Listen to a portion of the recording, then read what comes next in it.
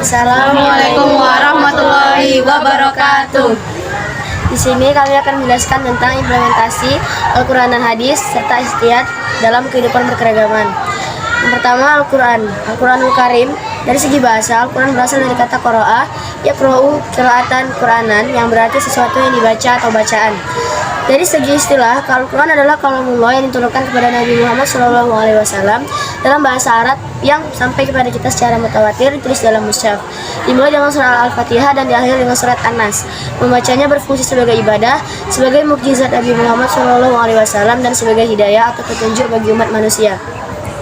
Allah Subhanahu wa Ta'ala berfirman, yang artinya, sungguh Al-Quran ini memberi petunjuk ke jalan yang paling lurus dan memberi kabar gembira kepada orang mukmin yang mengerjakan kebajikan bahwa mereka akan mendapat pahala yang besar. Quran surah Al-Isra ayat 9. Yang kedua, kandungan hukum dalam Al-Quran. Yang pertama ada akidah atau keimanan, yang kedua syariah atau ibadah. Syariah atau ibadah dibagi menjadi dua. Yang pertama hukum ibadah dan yang kedua hukum muamalah. Serta mencakup akhlak atau budi pekerti.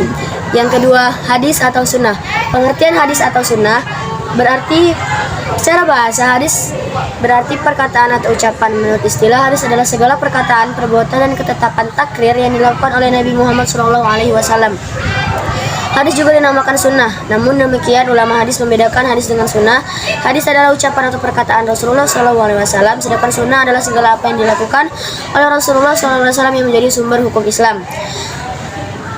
Bagian dari hadis antara lain, yang pertama sanad, yaitu sekelompok orang atau seseorang yang menyampaikan hadis dari Rasulullah SAW sampai kepada kita sekarang ini. Yang kedua matan, yaitu isi atau materi hadis yang disampaikan Rasulullah SAW. Yang ketiga rawi, yaitu orang yang meriwayatkan hadis. Fungsi hadis terhadap Al-Quran. Rasulullah SAW sebagai pembawa risalah Allah Subhanahu wa Ta'ala bertugas menjelaskan ajaran yang diturunkan Allah melalui Al-Quran kepada umat manusia. Oleh karena itu, hadis berfungsi untuk menjelaskan, bayan, serta menguatkan hukum-hukum yang terdapat dalam Al-Quran. Pengertian ijtihad berasal dari bahasa Arab, yaitu ijtihada, yahtajidu, dan ijtihadan, yang berarti menggerakkan segala kemampuan, sungguh-sungguh mencurahkan tenaga atau bekerja secara optimal. Secara istilah, ijtihad adalah mencurahkan segenap tenaga dan pikiran secara sungguh-sungguh dalam menetapkan suatu hukum. Orang yang melakukan ijtihad dinamakan mujtahid. Syarat-syarat ijtihad itu ada 3. Yang pertama, memiliki pengetahuan yang luas dan mendalam. Yang kedua, memiliki pemahaman mendalam tentang bahasa Arab, ilmu tafsir, usul fikih, dan tarik atau sejarah. Yang ketiga, memahami cara merumuskan hukum atau istinbat. Dan yang keempat, memiliki keluhuran akhlak mulia. Sekian presentasi tentang implementasi Al-Quran dan hadis beserta ijtihad dalam kehidupan berkeragaman. Sekian, Assalamualaikum warahmatullahi wabarakatuh.